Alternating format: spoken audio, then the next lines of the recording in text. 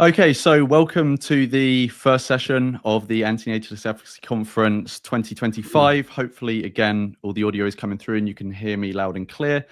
So, welcome, Magnus, obviously, to the conference. Thank you for giving up your time. Yeah, very quickly before we get into the session, I just wanted to introduce Magnus and what we'll be talking about, and then we can get into it. So Magnus is the co-founder of the Center for Reducing Suffering. He's also the author of several books, including Suffering-Focused Ethics, Defense and Implications, which is an amazing book. Everyone should read it. And also Reasoned Politics. And the subject that we're going to be touching on today is his forthcoming book, Compassionate Purpose. And we're going to be exploring how we as individuals can pursue reducing suffering in a healthy way. So I think that is everything for an intro. Are you happy to give your presentation, Magnus? Then we can get into it. Yeah, thanks so much, Lawrence, and thank you for inviting me. No, thank you for giving up your time. Are you doing the slides or you want me to? So yeah, I just spoke with John about this. He suggested it would be much easier if you did it, but I'm also happy to do it. But yeah, sure. Yeah. I can get them up. They are up now. Can you see them? Yeah, I see them. Yeah, great. Cool. Okay, nice. Over to you. Yeah, thanks so much. Yeah, so what I want to talk about is, as it says here in the title, reducing suffering in healthy and effective ways. And maybe it's worth saying why these terms are important. Ultimately, if our concern is to reduce suffering in effective ways, I do think that this other word, or this emphasis on it being healthy, is actually important, and also quite commonsensical, even if we can neglect it a bit. So if we are to be effective, it makes sense that we also need to have healthy bodies and healthy minds. And yeah, if we proceed to the next slide. Thanks. So I've been writing this book, Compassionate Purpose, for the last 3 years or so. And it's a book that explores distinctly personal aspects of this question of how we can best reduce suffering. So most books on ethics, they tend to have this more impersonal angle or third-person angle, often quite abstract angle, maybe even, but a focus on, say, course areas and policies. What's the best thing to focus on out there in the broader world? And obviously, those questions are extremely important. It makes a lot of sense to focus on those, and arguably even to focus primarily on those. But nevertheless, I do think the strong focus on those issues, or near exclusive focus, can also leave quite a gap, namely, like a gap when it comes to the more personal challenges we can have when trying to face the suffering of the world and trying to reduce it in effective ways. And what I mean by that specifically includes things like which kinds of attitudes, mindsets, and habits, and so on are most helpful when it comes to reducing suffering. And that's, in short, or broadly speaking, that's like the focus of this book that I've been working on. And yeah, so I was quite motivated to get into this because I perceived what seemed to be a large gap in the existing literature. And also, frankly, I also noticed myself struggling with a lot of both challenges, but also just questions like, okay, what is actually more helpful here? Is there empirical literature on this that can help at least inform our answers? And so, therefore, it seemed to me that it would make sense to dive into literature and try to learn more. And I have to say, I have learned a ton writing this book. So yeah, I'm happy to share some of it with you. Next slide, please. So yeah, the book in itself is quite long and covers many different topics, not least unpleasant conclusions, which is one of the later chapters that the other chapters are kind of meant to prepare us for. It's in fact the longest chapter. Also covers like questions around the human mind, specifically understanding our coalitional psychology and our status psychology, and how that kind of stuff can really distort our priorities potentially. And yeah, also the unique social challenges that can emerge when we try to reduce suffering, or when we have generally like values that are quite different from people around us. Dealing with uncertainty is quite a big one, especially, I guess, among people who are trying to be strategic and trying to act also with the long-term future in mind. And not least, I also explore various actions we can take to reduce suffering, sort of returning to the world, which is ultimately the brass tacks of the kind of self-development work that we do for being able to have a better impact. But if we proceed to the next slide, I want to, in this talk, be a bit more brief and focused. Specifically, what I want to zoom in on here are like two key topics in the book. One is this issue of compassion versus empathy, which is something that's been discussed a lot. And then another issue, which I'll treat more briefly, is that of self-compassion. Sorry. So if we dive into the first one, compassion versus empathy. So just some definitions to get clear on what we're talking about here. And as a preliminary clarification, it's worth saying that these terms are kind of fuzzy and often defined in different ways. And one can also argue that there can be a need for further elaboration on the definitions. But just really briefly, these are definitions that sort of clarify what I mean in this context. And I'll also say a bit more about these definitions maybe later. But compassion is commonly defined as sympathy for suffering combined with a desire and motivation to alleviate it. So it's really the desire and motivation part is central there. And then empathy, as it's commonly defined in modern psychology, there's this key distinction between affective or emotional empathy, which broadly speaking, broadly can be defined as sharing the feelings of others. And that's the one that's quite nuanced, actually, like what that can mean. And then we have cognitive empathy, which is about understanding the mental states of others, or like what's also sometimes called mentalizing. And a key point about empathy to stress here about these two types of empathy is that one can be quite high in one without being high in the other. Of course, one can also be high in both or low in both. But so for example, one can be have high emotional empathy in the sense of tending to share the feelings of others. If others feel sad, one can also become sad and affected, but without necessarily having strong cognitive empathy when it comes to, for example, understanding the underlying preferences or perspectives of others. And then conversely, one can have a high level of cognitive empathy without necessarily having much emotional empathy. Like, I guess commonly mentioned examples would be psychopaths can be very refined in understanding where other people's minds are at without necessarily feeling much in the sense of feeling sorry for them if they're in pain. Okay, so I guess that got the definitions out of the way. If we proceed to the next slide. So, as many of you probably know, Paul Bloom published this book, Against Empathy, back in 2016.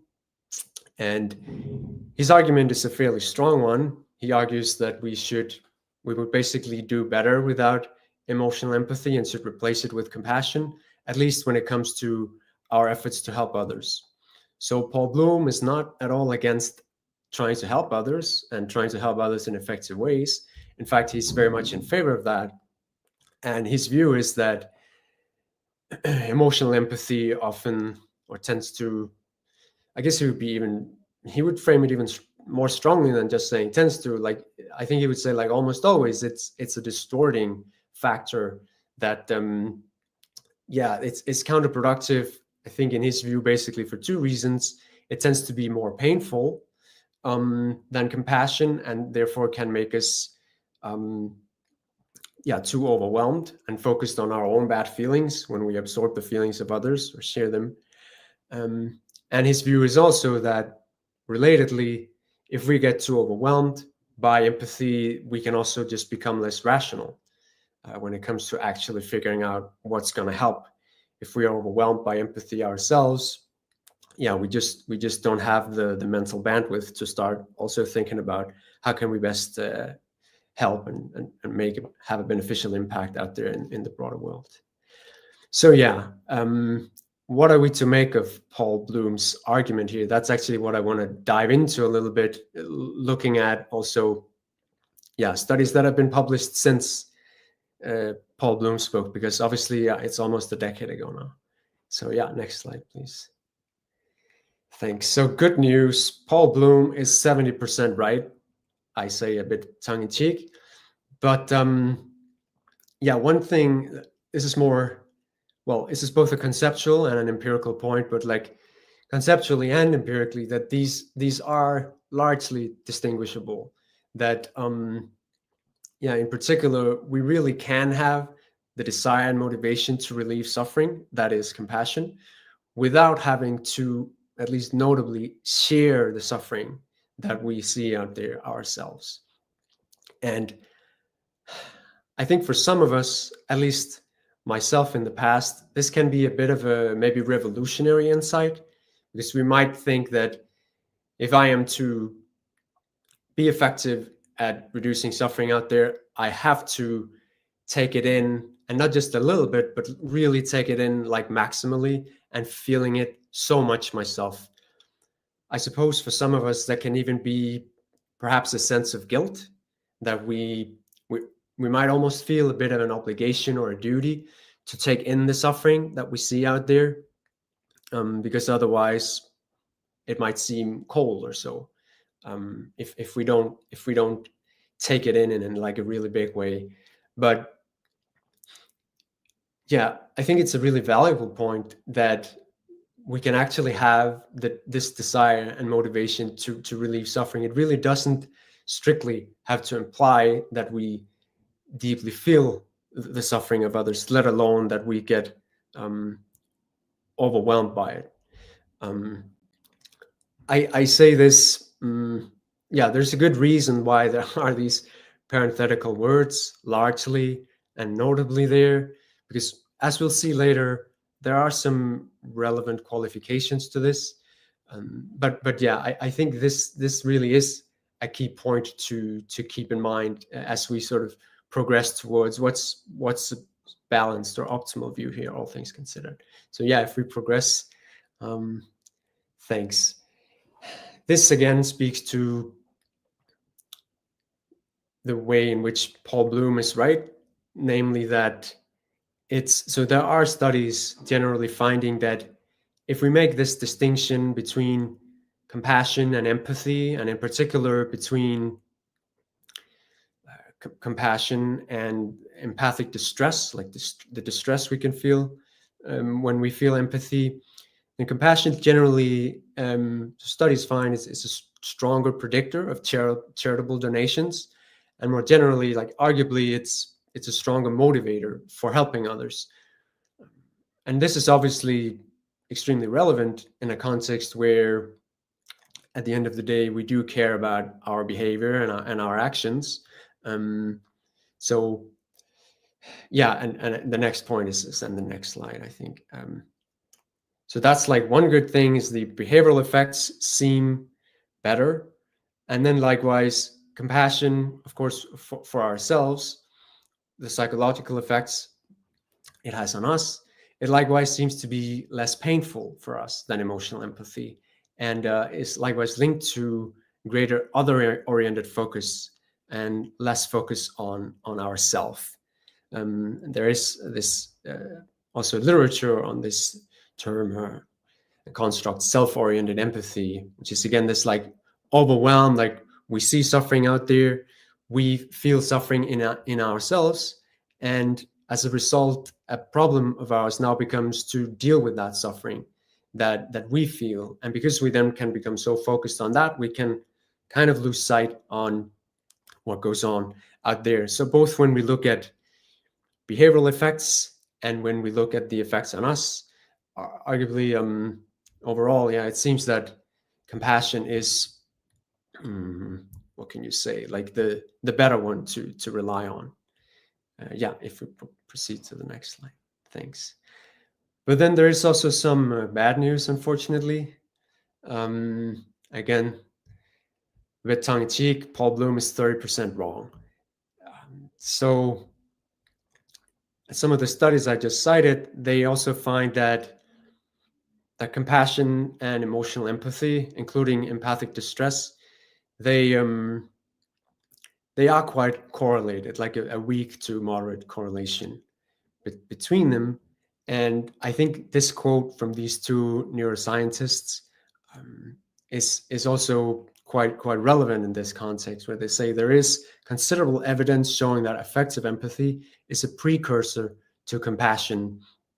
So, like, while they are like largely distinguishable, it's also true that they do have considerable overlap, to the best of our knowledge. Like, and so that does obviously complicate the picture. We can't simply say just have this one and not the other, when in fact there is a kind of maybe overlap at the root or so. Yeah, if we proceed to next slide. Yeah, more importantly, when we again look at the behavioral effects, we find that emotional empathy and specifically empathic distress, and in fact brain markers of empathic distress, is also a predictor of charitable donations, even though it's a weaker one than compassion. And yeah, in the study, they report that empathic distress predicted donation even when controlling for self-reported care, that is compassion. So, and there's also another literature which is distinct from this one, but where they find that having experienced greater pain in the past, or experiencing more pain currently, such as by having your hand in ice cold water, it leads people to make more sympathetic moral judgments and to be more inclined to help others. So that further complicates this picture. And again, like is evidence against Bloom's very like simple narrative of just rely on compassion and be against emotional empathy. So yeah, if we proceed to the next slide. So yeah, this I think is my hope when I went into this issue and started exploring it, writing about it, was that I really hope Paul Bloom was right, and I hope that we could have this happy story of just rely purely on compassion and really like almost suppress emotional empathy. But I think a closer look at the science just doesn't really support that picture.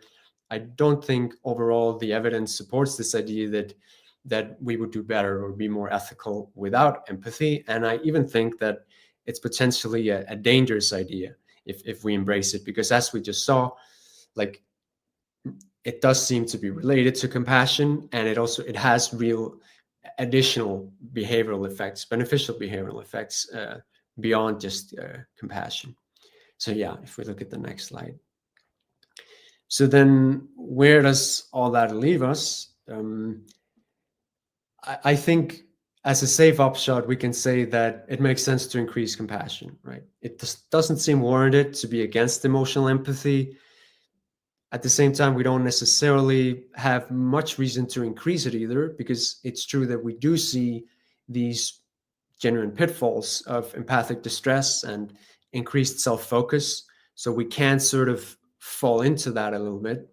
There's a real risk there. And so therefore, yeah, a safer, more helpful recommendation, it seems, is to go in the direction of increasing compassion, relying more on compassion generally as a motivator. So yeah, if we proceed to the next slide. And this obviously is quite loosely speaking, but it seems like, yeah, we can perhaps reasonably speak in terms of some kind of optimal balance of compassion and emotional empathy. And maybe, yeah, again, if we look at these different effects, perhaps, and again, this is obviously like very loosely speaking, but something like 80-20 or 70-30 in favor of compassion might overall be the most, can we say, like the most helpful if we are trying to really stay motivated to help out there in the world. Namely, it gives us a strong and sustainable motivation to help others, like including also the beneficial effects that emotional empathy seems to have, but where we like achieve a kind of balance where we continually work to reduce suffering, but without being overwhelmed by empathic distress or Weltschmerz, like this almost despair and overwhelm and pain that we can feel when looking at the suffering of the world. So yeah, I think that concludes the part about compassion versus emotional empathy for now. I should maybe quickly say that obviously it's not as though the science is fully settled, but I would say, yeah, from having read many different studies of this, I would say this, something like this picture seems to me the best supported in light of the current evidence. So yeah, if we proceed to the next slide then. Oh yeah, so then there's the practical question, how can we actually increase our compassion? It's all well and good to say, let's go in the direction of more compassion, but how can we actually increase it? And fortunately, there is relevant evidence here. So people for a long time, I mean, even dating all the way back to Buddhists who have been practicing compassion meditation, but in recent years, this has been also subject to scientific studies. And these studies I cite here, these three, are all meta-analyses that explore the effects of compassion meditation, that find beneficial effects, like maybe not surprisingly in terms of our own well-being, but also not least in terms of the behavioral effects. So actually increasing our compassion and increasing our motivation to help others. And what I've included here as just some suggestions in case people are interested in checking these out. I find these compassion meditations on YouTube to be quite good. So one is the guided compassion meditation by Mark Pfeiffer, and another is a 15-minute guided meditation for compassion, where this latter one actually integrates a lot of really great elements from psychology that you can just tell. It's not that it's being said, but like it integrates a lot of great stuff from also the literature on compassion-focused therapy as developed by Paul Gilbert. But yeah, and then the next slide, please.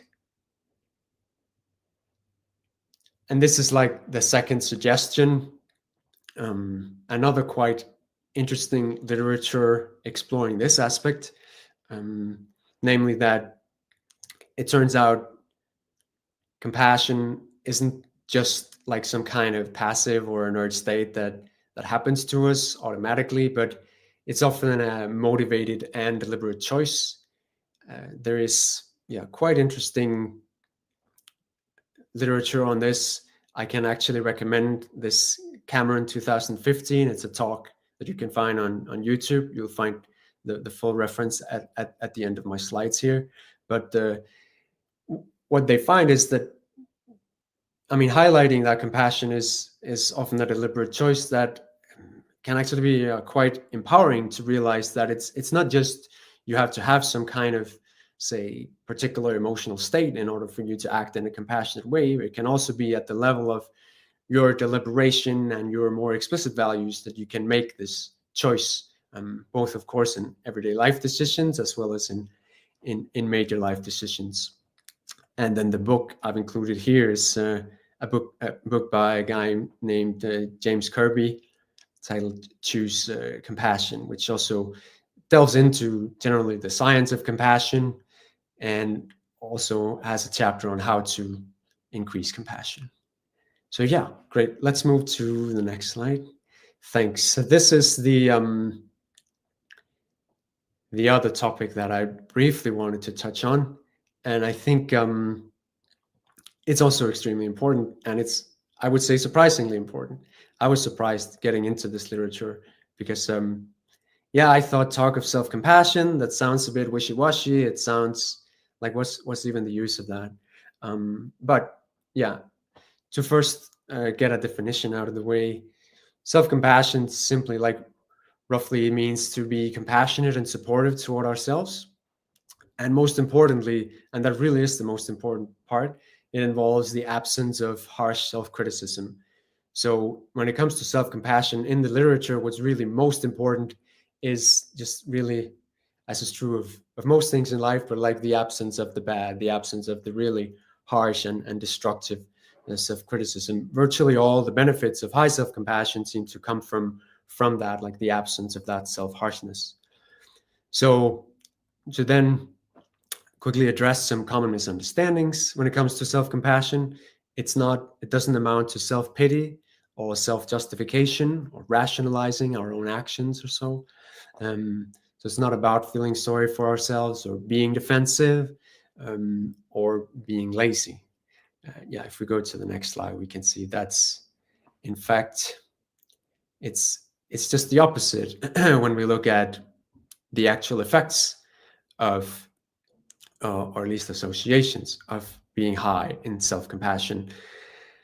Because, yeah, it is correlated with, yeah, almost all great things in terms of psychological traits, namely greater self-control, reduced procrastination, and quite importantly, a greater willingness to acknowledge and correct personal mistakes, which makes some sense, right? Because if a personal mistake doesn't lead to you being really harsh, punitive toward yourself and actually making yourself feel a lot of pain about it, then yeah, it makes sense that then you can more readily face up to a mistake and say, yeah, I really made a mistake.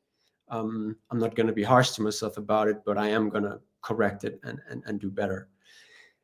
And yeah, like just also broadly across many different measures of mental and physical health, find self-compassion is yeah, associated with lower levels of anxiety, stress, and depression. And this also applies in experimental studies that it can be really helpful to increase self-compassion for these issues. And it also correlates with health behaviors, which again isn't surprising. If we care about ourselves, we would also care to actually take good care of ourselves, namely healthy eating, exercise, and sleep. And it's likewise, yeah, correlated with better immunity and reduced inflammation. So yeah, if we proceed to the next slide. Yeah, and this really is important in our context and why it's really worth emphasizing self-compassion. I think, namely, that harsh self-criticism or low self-compassion, that is a key predictor of compassion fatigue and burnout. And compassion fatigue is basically when we witness a lot of suffering and then eventually become overwhelmed by it. There's some discussion in the literature that compassion fatigue is not a great term because it's arguably not the compassion that fatigues, but more the empathic distress, actually. But anyways, but in light of this key finding about it being so relevant for burnout, maybe surprisingly relevant, right? Because you might think that it's the amount you work or it's how much you focus on the world out there that predicts it. But actually, the key, seemingly main predictor is actually how we relate to ourselves about it, this harsh self-criticism. So that suggests that it is a prime target for preventing burnout when seeking to reduce suffering. As much as it sounds maybe too soft or the like, that yeah, it has empirical support. So if we proceed, thanks. And again, probably the key single intervention that's been studied for increasing self-compassion is self-compassion meditation, which has been found to, well, effectively increase self-compassion and reduce shame. And this second point is interesting for people who wonder, like, if one has some budget for meditating, what's the most effective way to meditate for beneficial effects, both personally and interpersonally. And interestingly, there was this small study, so it should be interpreted cautiously, but in the study, they found with having two groups of people where one was doing, they did the same duration of 5 minutes of meditation twice a week for 10 weeks. One group was doing focused attention meditation, and the other group was doing self-compassion meditation. They found greater reductions in stress, in trait anxiety, and depression in the self-compassion group. And actually, also, this was among college students. They also found that at least, in some tests, they did significantly better in the self-compassion group in an objective test performance. So that's all quite interesting, I think, and maybe, well, if nothing else, it can maybe provide some motivation to try this out. If we go to the next slide, please. Yeah. So finally, for some more resources on self-compassion, this has obviously been very brief.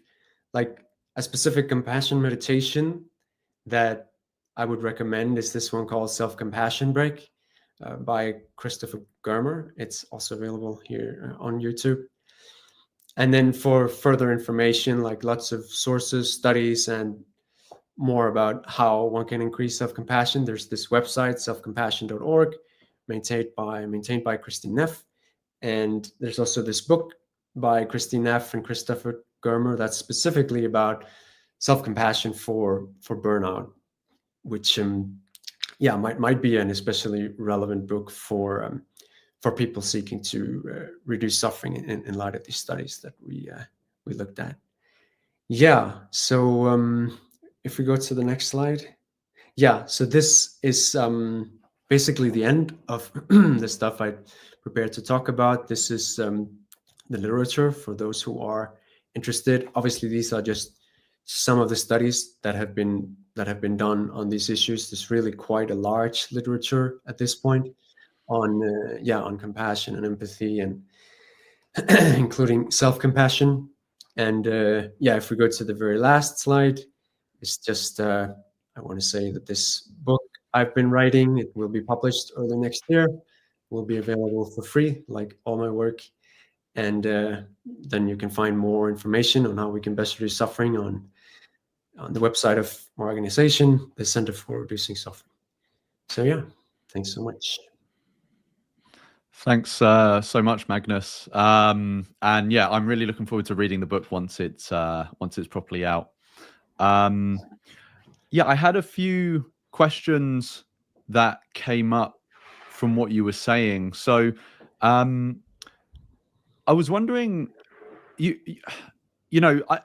kind of mentioned that, I can't remember what it was specifically you were referring to, but there was something in what you were presenting that you said you were kind of skeptical towards when you first approached it, right? You kind of thought it was like wishy-washy, this sort of stuff.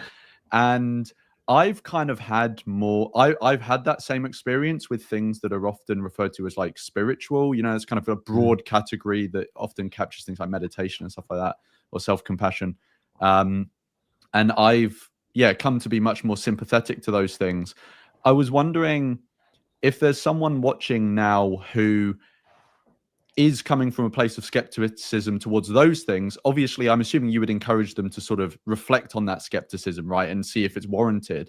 But are you aware of anything else that they might be more drawn to that might also result in the same sort of outcome for them?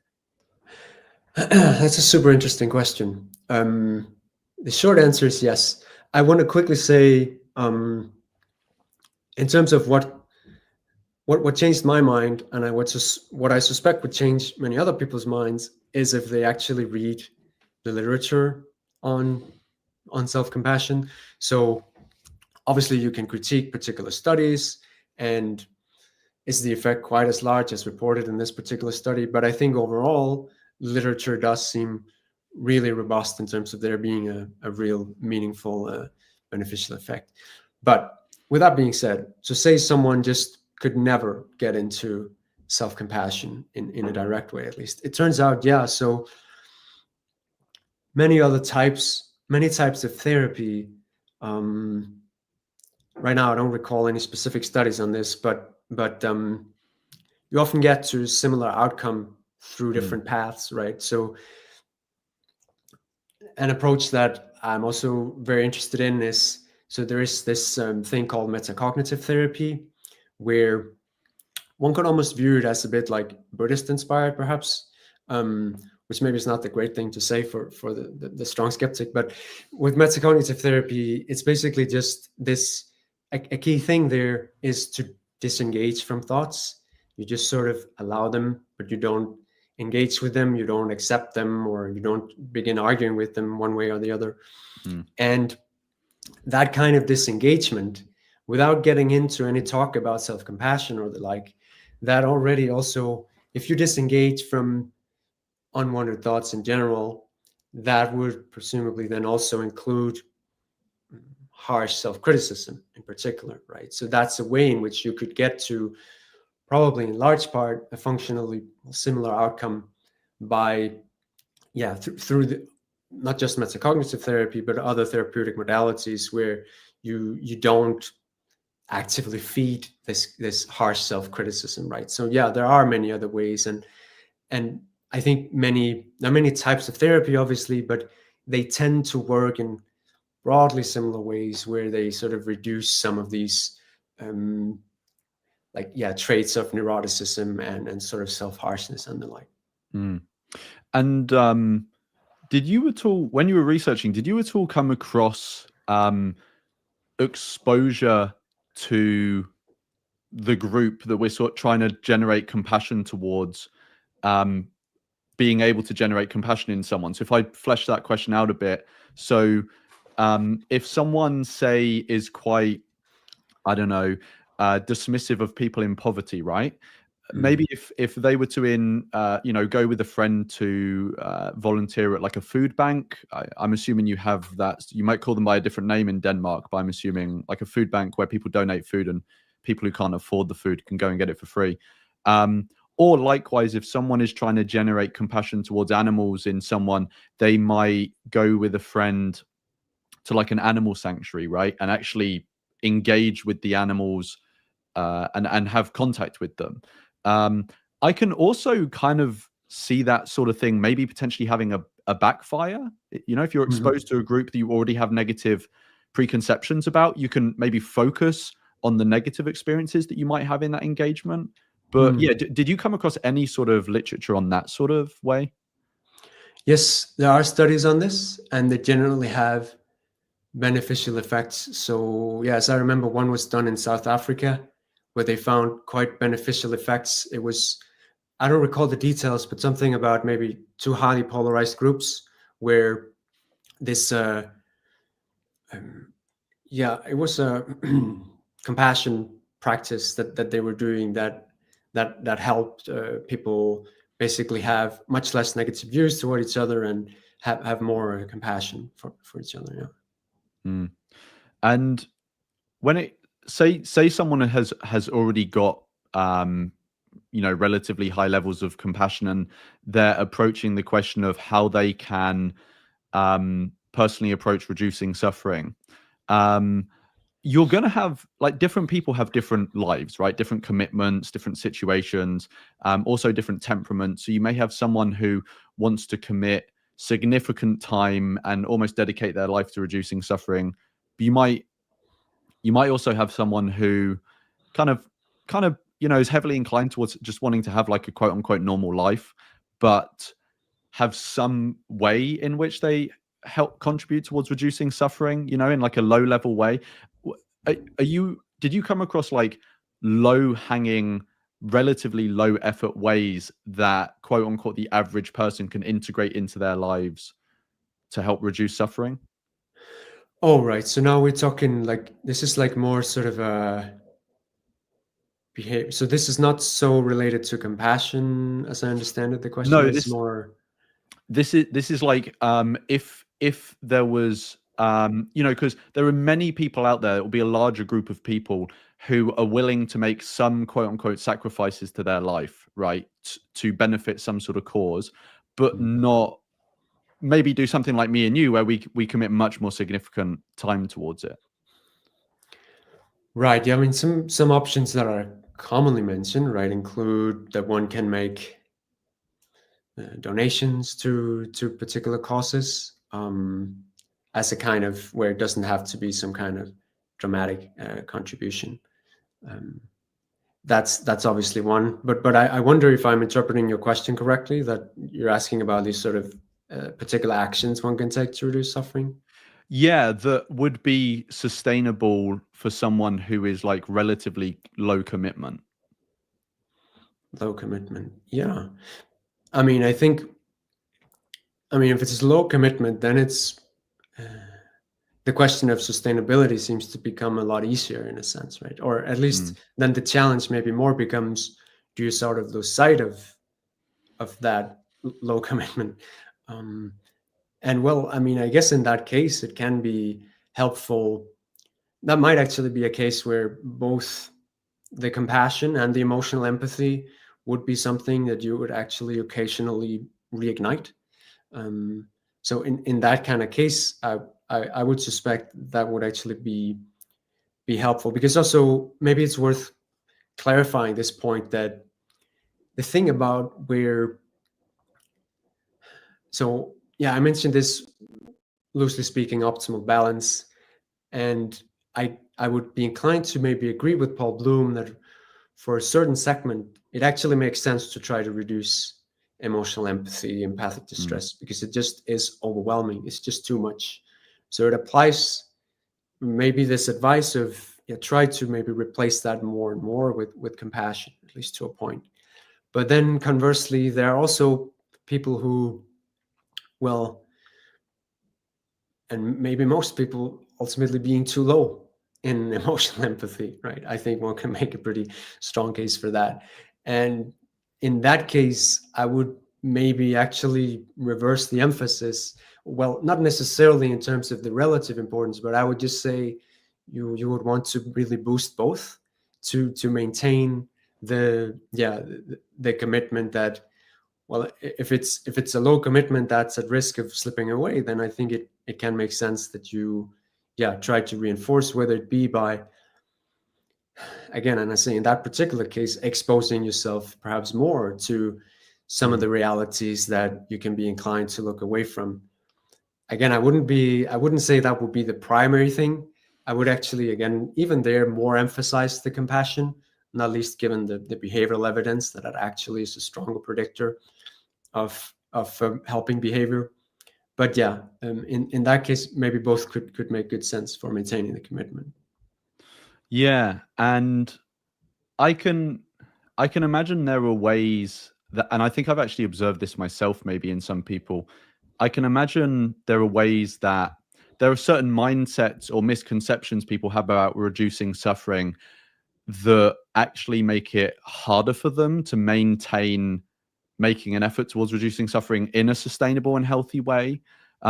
So one example I've noticed is that some people tend to equate, wrongly, I think, by the way, I think some people tend to equate the amount of effort you put in to reducing suffering with the actual outcomes and impact you're going to have, right? Because Right. you can have something which is relatively low effort, which actually has a higher impact than something which would take a lot of effort. And I can see that misconception as leading people down the path of burning out quite quickly, right? Because they're engaging in high effort activities which actually produce relatively little return. Have you noticed the same thing? And are you aware of any other sort of misconceptions or you would say like incorrect ways of thinking, maybe conjures up dodgy pictures, but yeah, maybe like mistakes in our thinking about reducing suffering that can cause us to burn out quicker than we need to or would otherwise? Yeah, yeah. So yeah, like 2 points come to mind here. Um, so yeah, the first thing that comes to mind that you mentioned is, I think it's actually very closely related to the empathic distress point, that we can see some suffering out there and then we feel some overwhelming, not just pain about what's happening out there, but also a strong guilt in particular. And that guilt, understandably, right, we can feel then a strong impulse to relieve ourselves of that guilt. And to give ourselves relief of that, we might, because then we have this narrow, almost myopic focus. The what we try to optimize for might then be relieve my guilt, not necessarily with so much focus on what will actually have a beneficial impact. So that might lead to something like doing something big or dramatic, or speaking up about something that's important to us, right? And I'm not saying there's anything wrong with speaking up, obviously, but there can then be that risk of, for example, not doing it in thoughtful ways, right? If it is really optimized for our personal guilt relief rather than actually trying to help. And quite relatedly, something we can miss. I mean, I think it can really be, it might sound trivial, but I think in many cases we can have this problem of not really keeping the big picture as something that's salient to us. And this is in fact also something that has been studied in psychology, the value of taking a zoomed out picture, which can also help ourselves, can in fact ease our own distress, but not least it can also help us see that, obviously we shouldn't just focus only on what's happening right now, or let alone some subset that feels particularly salient right now, something that's ultimately a very small part of the bigger picture, at least if we endorse some form of impartial or quasi-impartial helping, or effort to help others. So I think that is something that, and it's not necessarily so much a conceptual point, right? Because probably most people would say, oh yeah, I mean, sure, you want to keep the big picture in mind. And at some level, there's not really much disagreement, but then the everyday focus can nevertheless be this one more immediate salient thing that I feel very, very strongly.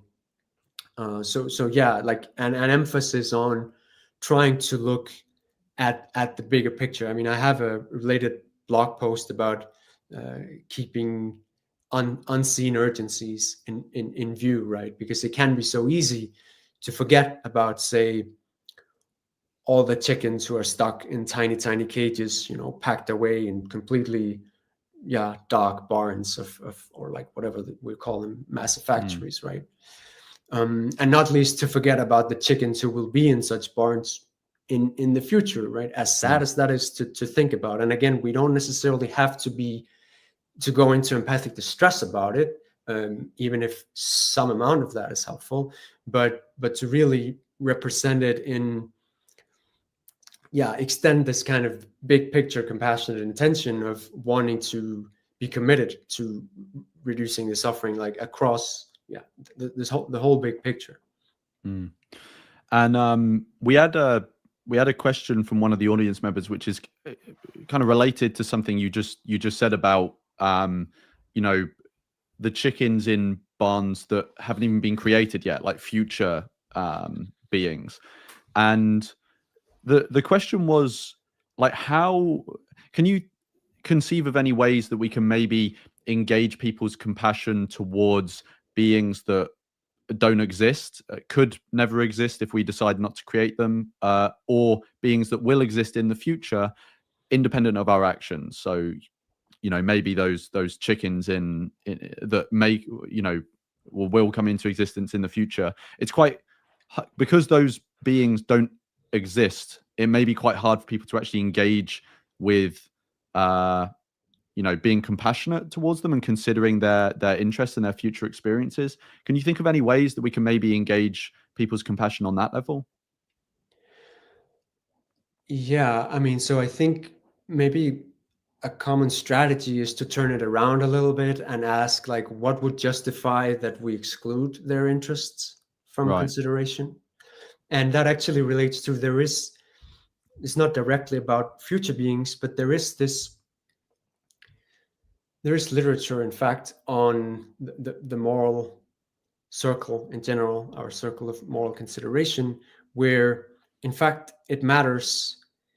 Well, at least one study that I'm aware of found a significant difference between whether you frame in terms of saying to an inclusion framework where you talk about I don't remember the exact frame, something like we need to include those, and then to shift instead and talk about moving toward a future or a society where, or values where we don't exclude any sentient being. And you can actually see how that can, I don't know, it could make some sense, right? Because then exclusion sounds like a pretty bad thing, and so you would really need what is your justification for that exclusion? I mean, that seems to ask for a justification. So I think that can probably make some sense of that focus on like why the exclusion. Yeah, so it's rather than you trying to grasp at things to try and show them why they should care, it's more trying to ask them to rationalize why are they not caring about those beings. Or it might also, I mean, so human minds are quite, what can we say, full of contradictions, right? So in many cases, in some parts of probably most people's minds, there are certain principles that would in fact, or even just like common sense notions or sentiments of don't exclude someone on the basis of arbitrary criteria, right? If you state that abstractly, probably most people would say, yeah, I agree with that, or at least a substantial degree of agreement.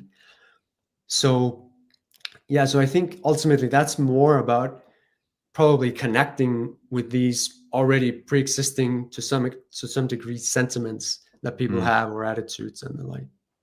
Yeah. I had one last question because we're running out of time. So over the course of researching for the book and writing the book, you mentioned that there was already, I think it was self-compassion you were saying that you're more skeptical towards, but now you've actually become more sympathetic towards it. So that's something you've presumably like changed your mind on. Were there any other like key things that you changed your mind on over the course of writing the book? Oh, so many actually. Yeah. Let's see. So one was, I mean, we could, but take sleep, for example. It turns out that, this might be common knowledge, I don't know, but it turns out that sleep consistency is more important than sleep duration. So going to bed and getting up roughly at the same time is just much more important overall. That's in terms of mortality statistics, I believe. Likewise, and this is quite a big one. It turns out that regardless of bedtime preference, both people who prefer to go to bed earlier, as well as people who prefer to go to bed later, they have considerably better mental health if they actually go to bed earlier. So there's that. I mean, this is an association, obviously, but again, I think it makes sense to use such, one can use association studies to at least experiment with things and give hypotheses. Okay, maybe it would be worth trying to go to bed earlier. Maybe most of us, maybe we all know it's worth doing or something. I don't know. Yeah. But that's one. Let's see.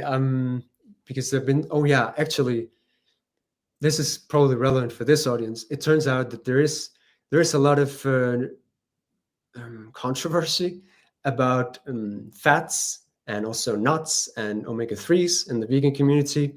And having looked more deeply into that, I think the very low fat people, they don't have a strong case, and that's sort of across the board. So walnuts are associated with great benefits, and this is not just in the nut funded studies, as someone claimed. Likewise, when it comes to long chain omega-3s, EPA and DHA, it's also, I think there is, again, the evidence isn't always quite as clear as one would want it.